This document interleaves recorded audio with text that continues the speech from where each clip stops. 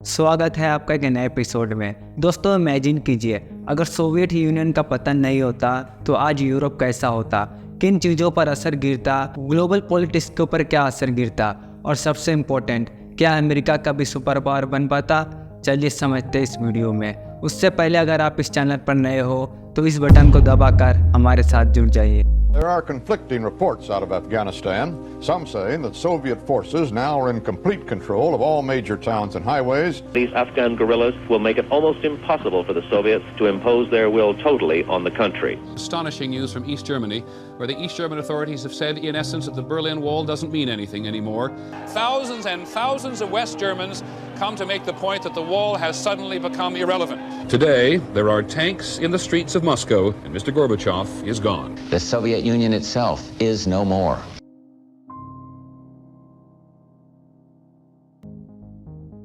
Soviet union का collapse सबसे important incident में से एक था। ये विश्व इतिहास में आधी सदी का एक लंबे अध्याय का अंत था। एक बार शॉर्ट समरी से देखते हैं कि आखिर सोवियत यूनियन का कोलैप्स कैसे हुआ, ताकि चीज़ों को अच्छी तरीके से समझ सके। 80 और 90 के दशक की शुरुआत में सोवियत यूनियन के पतन में सबसे बड़ा योगदान उसका इकोनॉमिक फैक्टर था। सोवियत यूनियन के इकोनॉमी में प्रोडक्शन बहुत कम था और वो अपने लोगों की ज़रूरत को पूरा नहीं कर पा रहा था। करप्शन बहुत ज़्यादा हो रहा था जो इकोनॉमी को कमज़ोर कर रहा था। सोवियत यूनियन जिस पर एक डिक्टेटर रूल कर रहा था, लोगों को अपना अधिकार नहीं मिल रहा था। सोवियत यूनियन की सेना जो एक समय में दुनिया की सबसे बड़ी और सबसे पावरफुल सेना थी, अब धीरे धीरे कमज़ोर हो रहा था।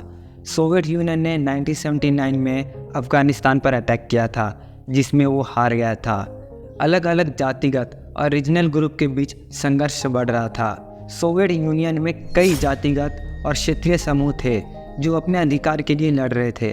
1985 मिखाइल गोर्बाचेव ने शासन संभाला और उसने कुछ रिफॉर्म शुरू किए थे, ग्लासनोस्ट और पेरेस्ट्रोइका।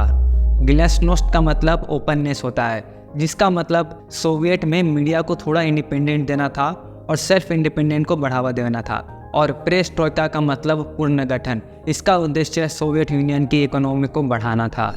ये रिफॉर्म सोवियत यूनियन की व्यवस्था को बदलने के लिए था, लेकिन इससे सोवियत यूनियन की व्यवस्था और कमज़ोर हो गया, क्योंकि इससे लोगों को इंडिपेंडेंट मिला था।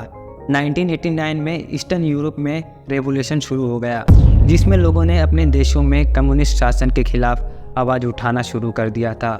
जैसे कि गोर्बाचेव ने सेल्फ इंडिपेंडेंस को बढ़ावा दिया था, ये उसका ही नतीजा था। पोलैंड, हंगरी, चेक रिपब्लिक और बल्गारिया में रिवॉल्यूशन हुआ और लोगों ने देशों में डेमोक्रेसी इस्टेब्लिश किया। और 1991 में सोवियत यूनियन की एकता टूट गया और 15 अलग अलग देश बने।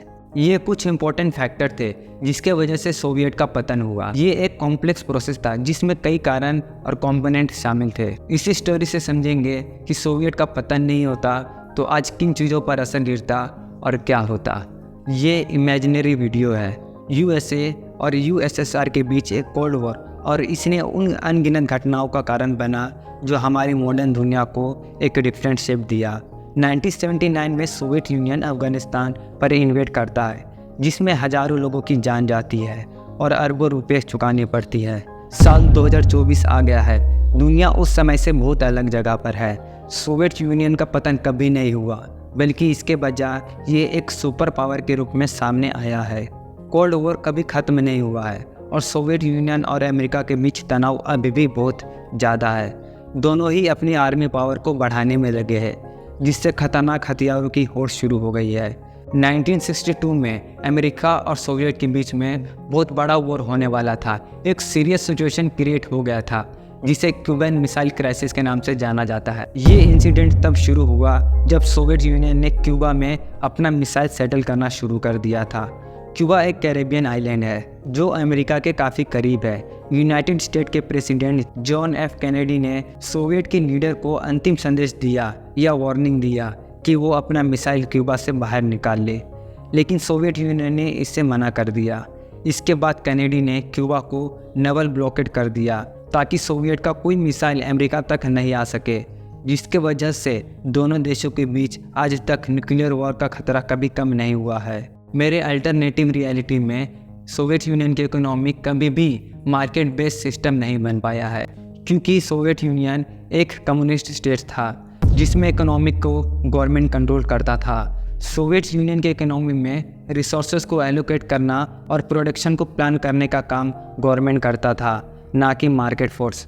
सोवियत यूनियन की इकोनॉमी को कमांड इकोनॉमी या प्लान इकोनॉमी कहते हैं, जिसमें गवर्नमेंट इकोनॉमी को कंट्रोल करने के लिए कई संस्था और नीतियां बनाती थी। इसमें गवर्नमेंट ने इंडस्ट्री को न्यूट्रलाइज कर दिया था और रिसोर्सेज को एलोकेट करने का काम गवर्नमेंट करता था। सोवियत की इकोनॉमी में इनएफिशिएंसी की वजह से रिसोर्सेज का वेस्ट होना, कम से कम प्रोडक्टिविटी और अधिक लागत जैसे प्रॉब्लम थी।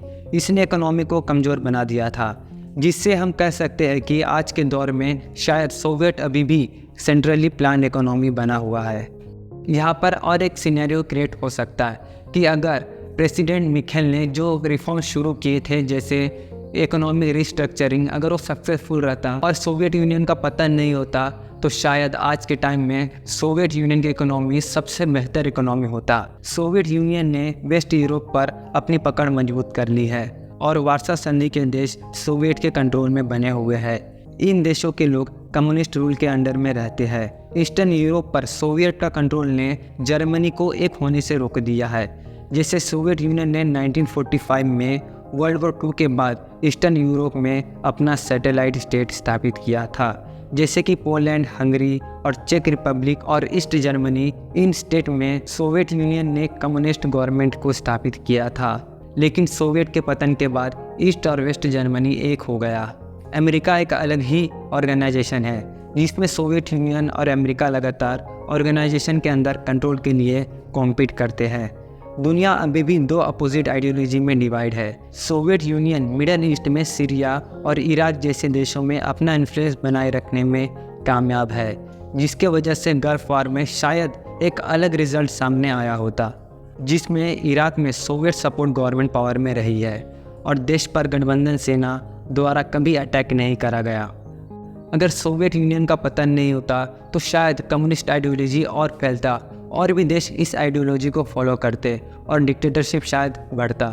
ये वीडियो एक इमेजिनेशन वीडियो थी, जिसमें हमने इमेजिन किया कि अगर सोवियत यूनियन का पतन ना होता तो आज क्या होता, कैसा होता।